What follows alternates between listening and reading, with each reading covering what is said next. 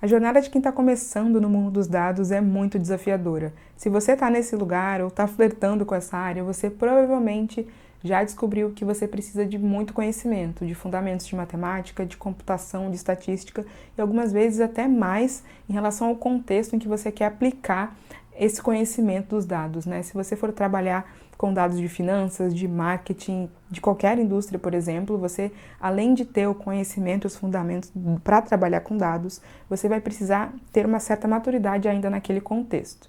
Isso por si só é muito desafiador e às vezes a gente se coloca ainda uma pressão a mais, né, para aprender, para avançar rápido e isso gera muita apreensão. E eu digo isso não só pela minha experiência, mas também porque, por ser uma educadora nessa área, eu tenho a oportunidade de acompanhar pessoas de diferentes idades, oriundas de áreas também diferentes, níveis de conhecimentos diferentes, e cada uma tem a sua história particular de desenvolvimento na área, mas eu percebi que existem erros comuns que as pessoas, quando estão iniciando na área, podem cometer, que vão adicionar ainda mais dificuldade a uma área que por si só já não é fácil de começar. E o meu objetivo com esse vídeo é te convidar para ter essa conversa. Você pode deixar aqui nos comentários, me contar como está sendo a sua experiência, talvez até desabafar se você perceber que você está cometendo algum desses erros. Se você está assistindo esse vídeo próximo à data em que ele foi publicado, você vai gostar de saber que dos dias 23 a 27 de maio, a Alura, em parceria com a Acreditas, vai oferecer a Imersão Dados. Serão 5 aulas gratuitas onde você vai aprender sobre ciência de dados com os professores e a comunidade da Alura. Se você ficou interessado em participar, é só você clicar no primeiro link que está na descrição desse vídeo e se inscrever até o dia 20 de maio. O primeiro erro sobre o qual eu quero conversar aqui com vocês é um que tem me feito refletir bastante durante essa minha jornada como educadora e como mentora, que é um comportamento que muitas pessoas iniciantes têm de se autodepreciarem ou de diminuírem a importância das suas conquistas. A primeira coisa que a gente precisa estabelecer é que toda conquista na sua jornada de aprendizado é importante. Não importa se seu colega de faculdade, o seu vizinho ou até mesmo a influenciadora que você segue na internet tem conquistas que você considera maiores que as suas.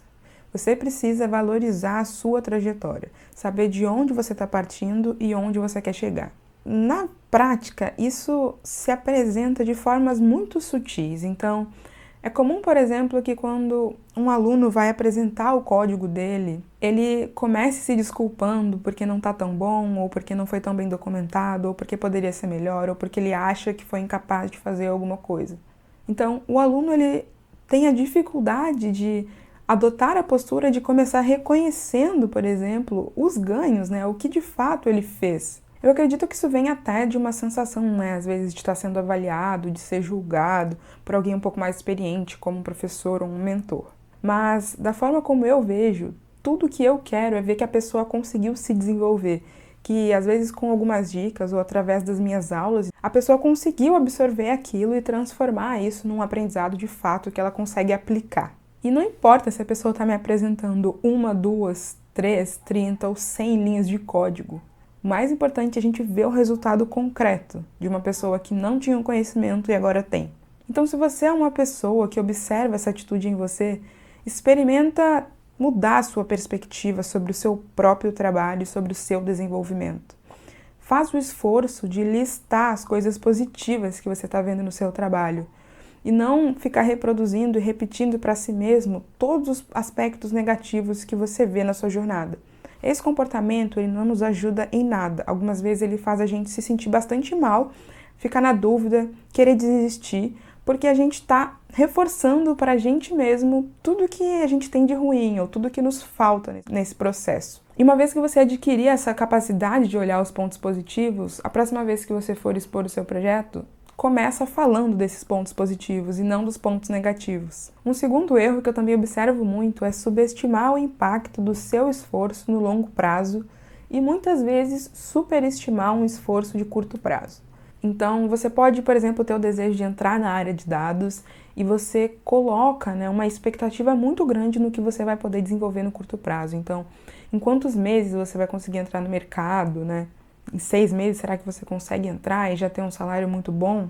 existe essa alta expectativa de curto prazo, só que para o longo prazo a gente tem dificuldade de projetar, né? A gente tem a dificuldade de observar que o esforço consistente por bastante tempo vai sim nos tirar de um ponto e nos levar a outro. A gente pode fazer um exercício de exagerar essa situação para a gente ver. Então, vamos pensar que a partir de hoje, pelos próximos 10 anos, todos os dias da sua vida, você vai estudar 1 hora por dia sobre ciência de dados, por exemplo, de forma consistente. Eu acho que você concorda comigo que é impossível, depois de 10 anos, você não vai ter aprendido nada, pelo contrário. Talvez você não tenha como plano de estudar tanto tempo assim todos os dias. Esse exemplo exagerado é para a gente refletir e começar a colocar, né, a nossa visão mais no horizonte do que aqui pertinho da gente. E isso também vai aliviando essa pressão, né, de tem que ser rápido, tem que ser para ontem, tem que ser imediato, algo que a gente já vive, né, nesse ambiente digital das redes sociais, da internet, as mensagens instantâneas, os likes, tudo tem que ser muito rápido. A gente não está disposto a esperar, mas quando se trata de um processo de aprendizado, não funciona assim. Inclusive, o Alisson já fez um vídeo aqui em que ele comenta sobre os juros do conhecimento, né? Que é essa percepção que a gente precisa ter sobre o fato de que o conhecimento que a gente aprende hoje, ele vai gerar uns juros, ou seja, um ganho no futuro. Eu tenho certeza que pessoas que já estudaram por algum tempo, fizeram uma graduação, por exemplo, tiveram a experiência de não conseguir entender uma certa matéria ou disciplina logo de cara, mas às vezes, anos depois, você em algum momento virou a chave e falou: putz, agora eu de fato entendi o que é isso. Ou a experiência pode ser até mais simples, né?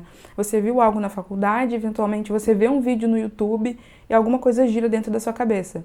Não é só porque aquele conteúdo ali que você viu é muito melhor do que a sua aula. Pode ser isso também. Mas é porque existe um processo de maturação, né, das suas sinapses, do seu conhecimento como um todo. Você vai adquirindo ferramentas e bagagem para montar o entendimento. Você consumir um mesmo conteúdo num espaço menor de tempo vai gerar um resultado diferente do que se você espaçar isso no tempo, porque você vai ir digerindo, assimilando, combinando, recebendo novos estímulos, e isso vai fazer você assimilar o conhecimento de uma outra forma. Um terceiro erro bem frequente é delegar 100% da responsabilidade pelo seu desenvolvimento para um terceiro. Pode ser um curso, uma faculdade, um professor ou um mentor. Eu sinto te informar que mesmo você sendo iniciante, você não pode delegar 100% dessa responsabilidade. Uma boa parte da responsabilidade é sua. Ainda que você faça o curso perfeito, a faculdade perfeita, encontre o professor perfeito, esse fator externo ele pode te dar a direção, as instruções, te fornecer o conhecimento necessário para você absorver e se desenvolver, mas só quem pode fazer de fato é você. Então, é você que vai ter que separar o seu horário de estudo, planejar o momento que você vai estudar e entender qual é a melhor forma de você aprender, se é uma videoaula, se é lendo artigos, se é fazendo exercícios práticos. Você precisa ter esse aprendizado, esse domínio, você precisa ir se conhecendo, aplicar, né, usufruir do que está sendo disponibilizado para você, mas não tem como o professor, né, abrir a sua cabeça e colocar o conhecimento lá dentro. Aliás, seria muito mais fácil se fosse assim, mas não é. A gente pode, inclusive, usar a imersão dados da Alura como exemplo, porque a imersão está sendo preparada por profissionais muito qualificados, dedicados, que se preocupam com o seu aprendizado. Você pode se inscrever apenas colocando o seu e-mail e o seu nome, receber o material, as instruções para você participar.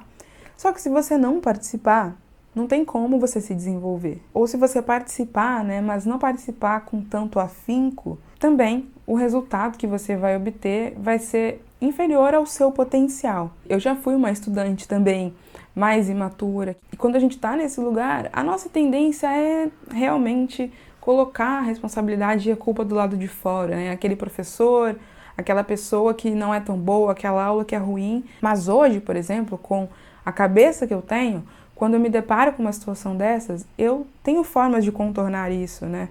Eu acabo procurando conteúdos extras, complementares, vou atrás de livros, de outras referências, porque se o meu objetivo é aprender, no fim das contas, eu tenho que ir atrás disso. E quero te convidar para colocar essas sandálias da responsabilidade e se autoavaliar, né? Se você não está delegando demais uma responsabilidade que era para ser sua também. E por último, mas com certeza não menos importante, pelo contrário, talvez esse seja o erro que vai, de fato, aniquilar as suas possibilidades de se desenvolver, vai fazer com que você desperdice todas as oportunidades que vão aparecer para você, que é desistir diante das dificuldades. Perceba, eu não estou falando de dificuldades de sobrevivência. De que dificuldade eu estou falando? As dificuldades que são inerentes ao processo de aprendizado. É muito comum que as pessoas iniciantes, elas olhem para as pessoas que são uma referência na área, e que eu posso me usar como exemplo, né? Porque muita gente me olha dessa maneira.